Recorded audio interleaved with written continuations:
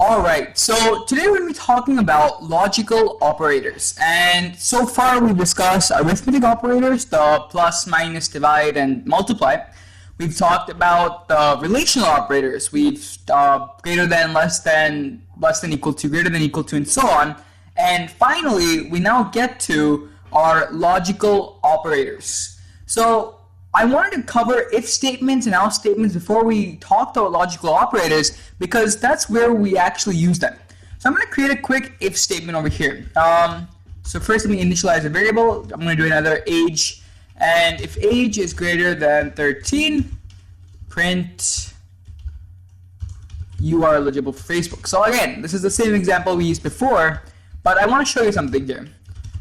So let's say I have this fantastic if statement, okay? If age is greater than 13, print you are eligible for Facebook, everything works and it's fine. What if I wanted to check for more than one condition in my if statement? For example, if the age is greater than 13 and his name starts, or if his name is Avi, then he's eligible for Facebook. If his name is not Avi, then he's not eligible for Facebook. How does that work? Well, this is where logical operators come in.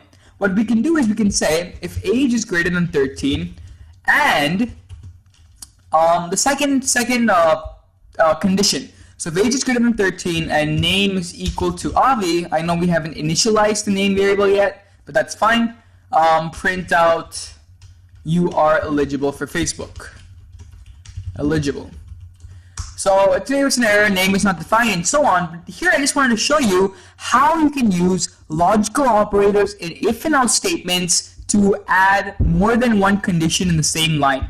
So let's quickly cover what logical operators there are. There's actually two, and or. So for and to work, for and to return true, condition 1 and condition 2 must return true. It can't be that this one is false and this one is true, or this one is false and this one, I'm not sure what I'm saying. So it can't be this one is true and this one is false, or this one is true and this one is false. Both the conditions must return true for the statement to work.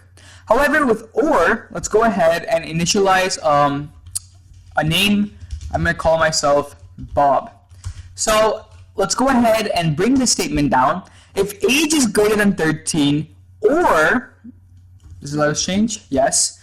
If age is greater than 13 or name is equal to Avi, print eligible. Now if you notice, it prints out eligible. And you're probably wondering, well, name isn't equal to Avi. How is this working? This is the case with or. With or, it doesn't matter which condition is true as long as one condition is true. For example, age is greater than 13. My age is 14. 14 is greater than 13. However, name is false. This condition returns false.